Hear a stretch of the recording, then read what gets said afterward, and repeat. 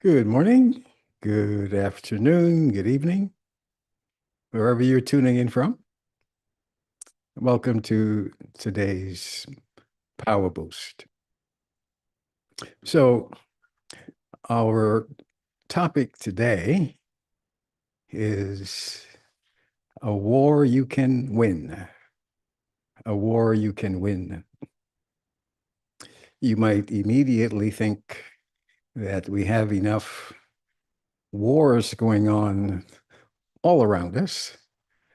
And of course, I'm sure you've heard it said that there are no winners in any war, and so we would rather avoid them.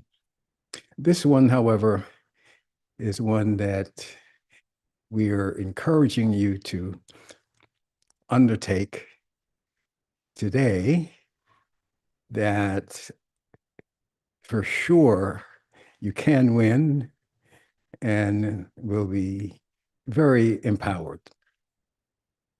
And so what we're getting at is what we've mentioned to you so many times before, is being self-sovereign, meaning master of the self.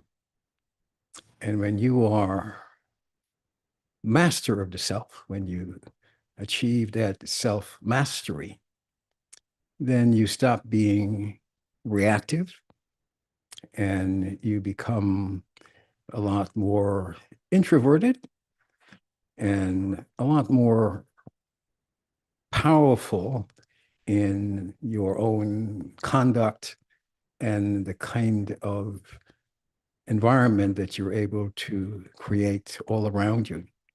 So this is a road to peace for us all and for those around us. And of course, it starts within. And so there are 5 areas that I'm going to remind you of that cause us to be peaceless and to find ourselves in situations and conditions that cause us to regret and to be really at effect, and it's very disempowering. And if you can pay attention to the signs that indicate that you are going down these roads, then you can begin now to not only be aware of that, but also to be able to do something about it.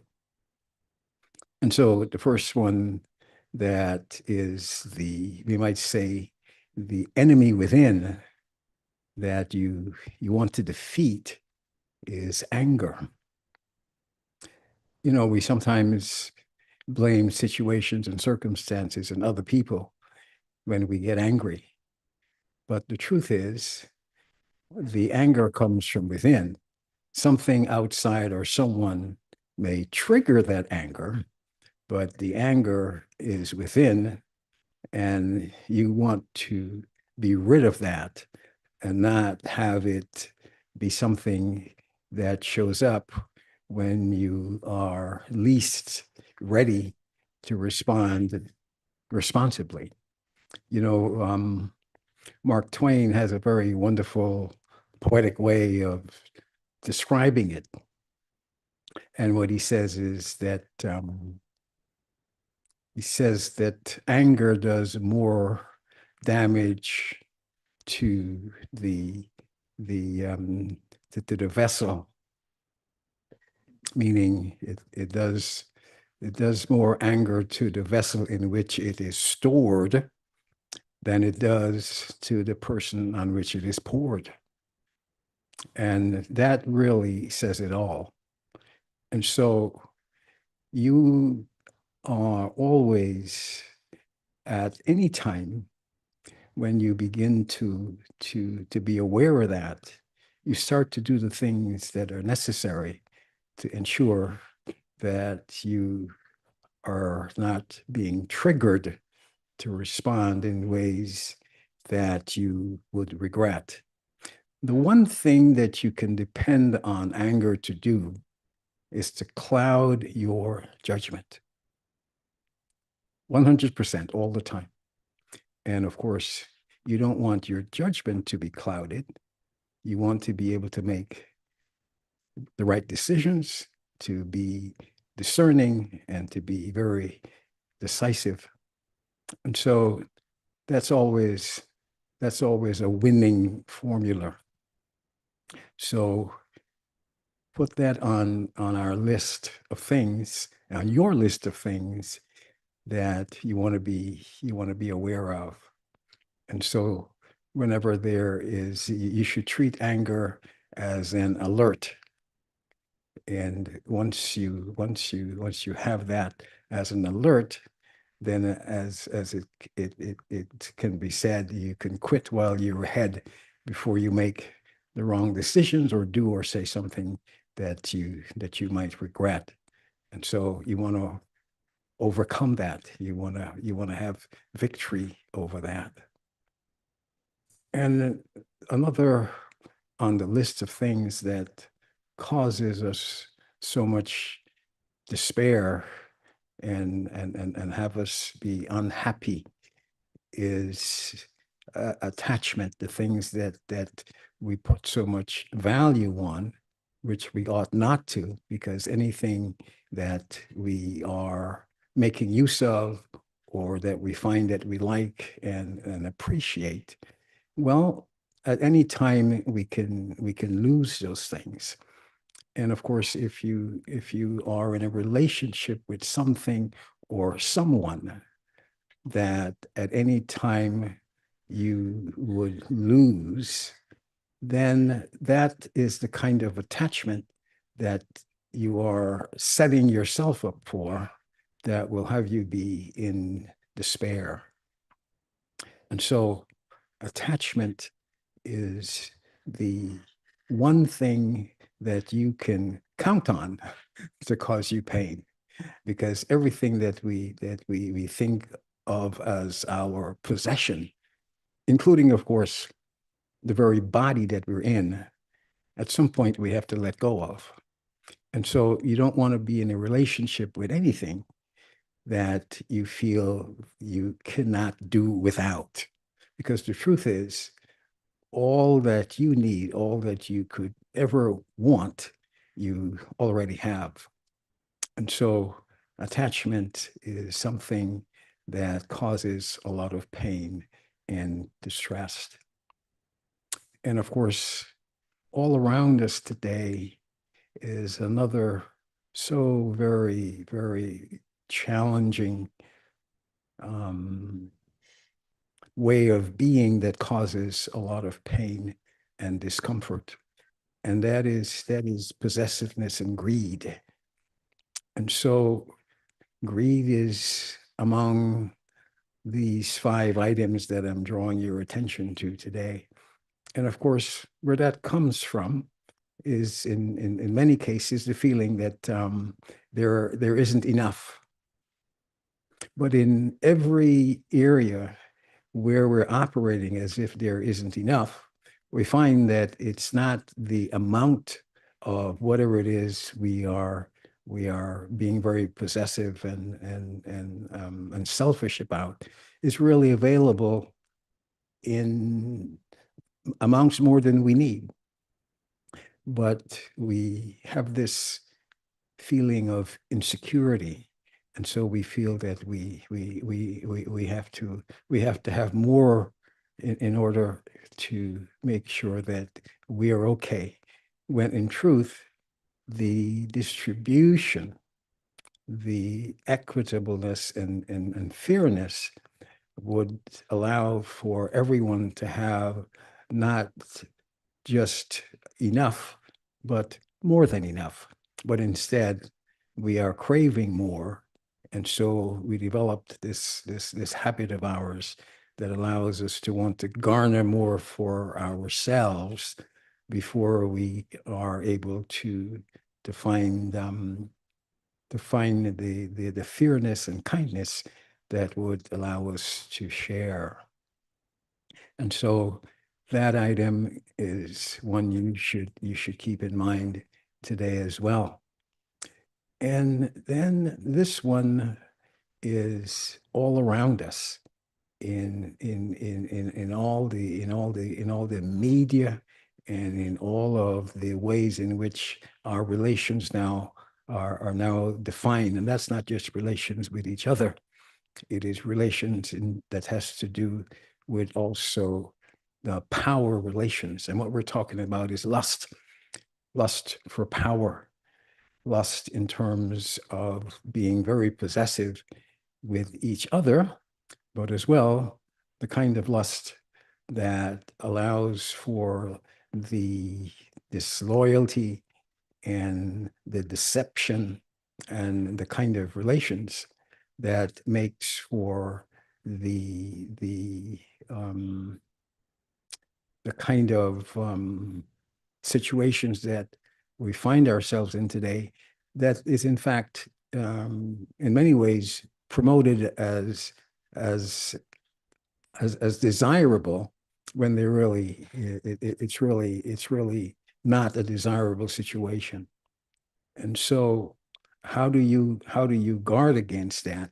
Well, it comes from your own self-respect that you have to begin to pay a whole lot more attention to, so that you're not in need of anything or anyone to have you have the kind of well-being that has you be happy and stable and secure.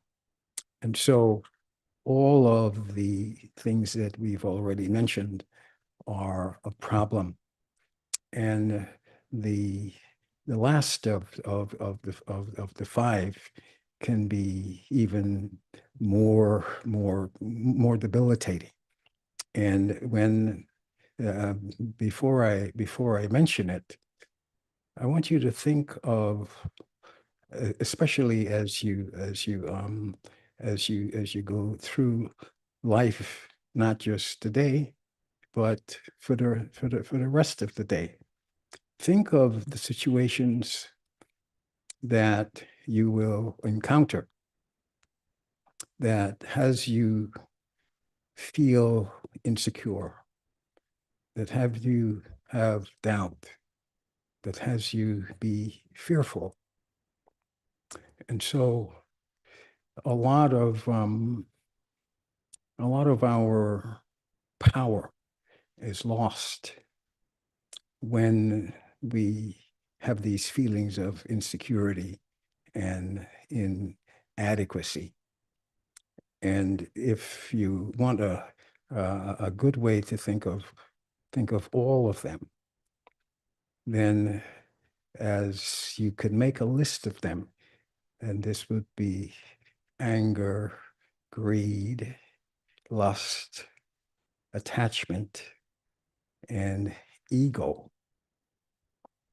Ego, that so deceptive way that we find ourselves acting out of ourselves. You know, Kipling, in this wonderful poem that you might be familiar with, he says that we should treat triumph and disaster as imposters. And they're imposters because they don't really represent who you really are. What they do represent is neediness, a need to be acclaimed, a need to be praised. And so what he's really saying is that praise and defamation are equally ego-based. So whenever you feel insulted, whenever you feel hurt, understand that that is the ego. It's the ego that is hurt.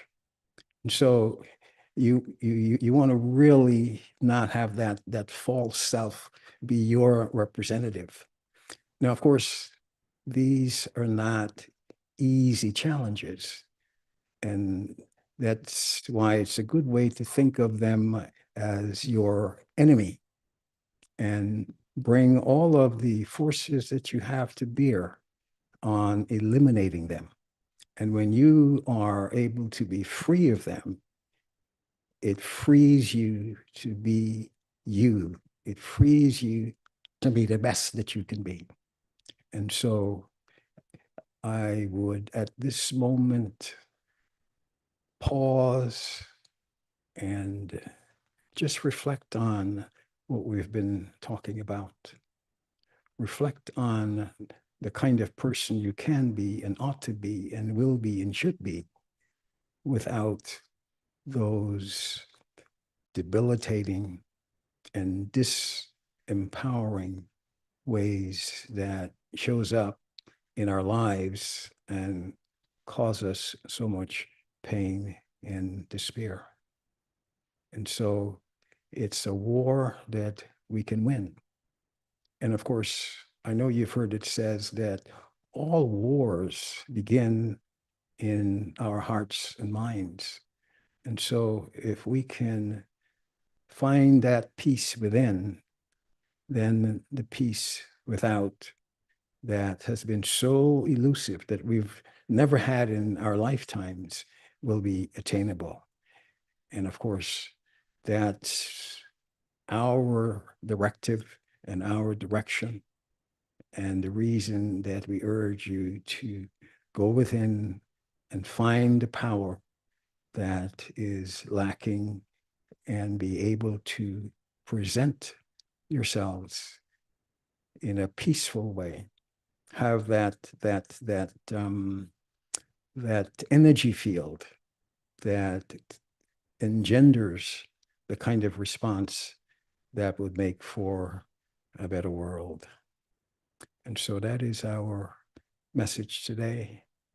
That is the areas that you can meditate on and always work towards eliminating not just any one of them in particular, but you can start with anyone and work your way through the rest of them. And they're really related.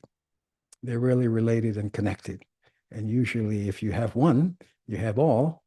And if you're able to eliminate one, you can certainly eliminate all. And so that's our message today. That is our future that we can design and have the kind of world that we all would like to live in. Om Shanti.